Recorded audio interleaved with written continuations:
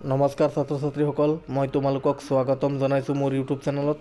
তো ছাত্ৰ ছাত্ৰীসকল, আজি আমি ক্লাছ 6ৰ সমাজ বিজ্ঞানৰ পাঠ নম্বৰ 16ৰ মৌৰ্য সাম্ৰাজ্যৰ প্ৰশ্নোত্তৰকেইটা আলোচনা কৰিবলৈ গৈ আছোঁ। তো বলা আমি আৰম্ভ কৰোঁ। 1 নম্বৰ কৈছে উত্তৰ লিখা, চন্দ্ৰগুপ্তই প্ৰতিষ্ঠা কৰা বংশটোৰ নাম কি? উত্তৰ মৌৰ্য সাম্ৰাজ্য, মৌৰ্য বংশ।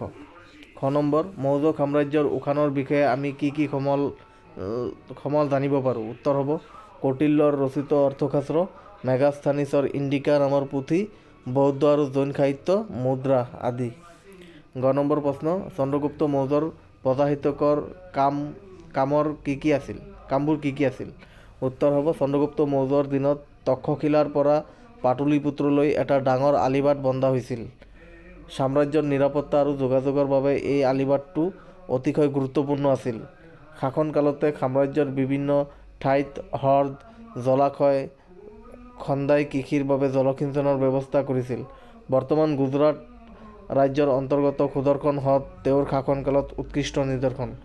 এইবোৰেই চন্দ্ৰগুপ্ত মৌৰ্যৰ প্ৰজাহিতকৰ কাম আছিল। গ নম্বৰ প্ৰশ্ন, চাণক্য কোন? তেওঁ চন্দ্ৰগুপ্ত মৌৰ্যক কিদৰে সহায় কৰিছিল? উত্তৰ, চাণক্য হ'ল চন্দ্ৰগুপ্তৰ ৰাজসভাত থকা এজন প্ৰধান সেনাপতি। আদিতে চন্দ্ৰগুপ্ত মৌৰ্যক কোনো সম্ভ্ৰান্ত পৰিয়ালৰ লোক নাছিল। চন্দ্ৰগুপ্ত মৌৰ্যক সাম্ৰাজ্য প্ৰতিষ্ঠা কৰা কামত চাণক্য নামৰ ব্ৰাহ্মণ পণ্ডিতজনে তেওঁক সহায় কৰিছিল। 9 নম্বৰ প্ৰশ্ন, সম্ৰাট অশোকক কিয় ৰাজৰ্ষি অশোক বুলি কোৱা হৈছিল? উত্তৰ, তেওঁ বিশাল সাম্ৰাজ্যৰ অধিপতি হৈও সন্যাসীৰ দৰে জীৱন যাপন কৰাৰ বাবে তেওঁক ৰাজৰ্ষি অশোক বুলি কোৱা হৈছিল। 6 নম্বৰ প্ৰশ্ন, সম্ৰাট অশোকে শিলালিপিসমূহ কি ভাষাত লিখাইছিল? উত্তৰ, পালি বা প্ৰাকৃত ভাষাত লিখাইছিল। 6 নম্বৰ প্ৰশ্ন, মৌৰ্য শিল্পকলাৰ নিদৰ্শনসমূহ ক'ত দেখিবলৈ পোৱা যায়?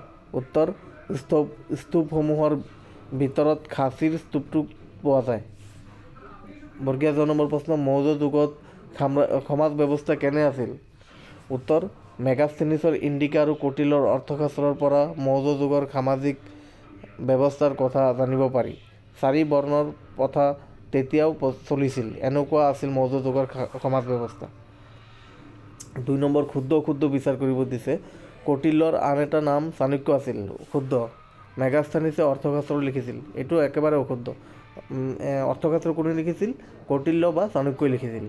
গ নম্বৰ প্ৰশ্নটো কৈছে সম্ৰাট অশোকে নিজ সন্তানক বিদেশত বৌদ্ধ ধৰ্ম প্ৰচাৰৰ বাবে পঠাই দিছিল। শুদ্ধ। গ নম্বৰ কৈছে তৃতীয় বৌদ্ধ মহামেল চন্দ্ৰগুপ্তৰ দিনত অনুষ্ঠিত হৈছিল। এইটো অশুদ্ধ। উপগুপ্ত সম্ৰাট অশোকৰ ধৰ্মগুৰু আছিল। এইটোও অশুদ্ধ। তো ছাত্ৰ ছাত্ৰীসকল, তোমালোকে মোৰ ইউটিউব চেনেলটো ছাবস্ক্ৰাইব কৰিবা, লাইক কৰিবা আৰু শ্বেয়াৰ কৰিবা। বহুত ধন্যবাদ।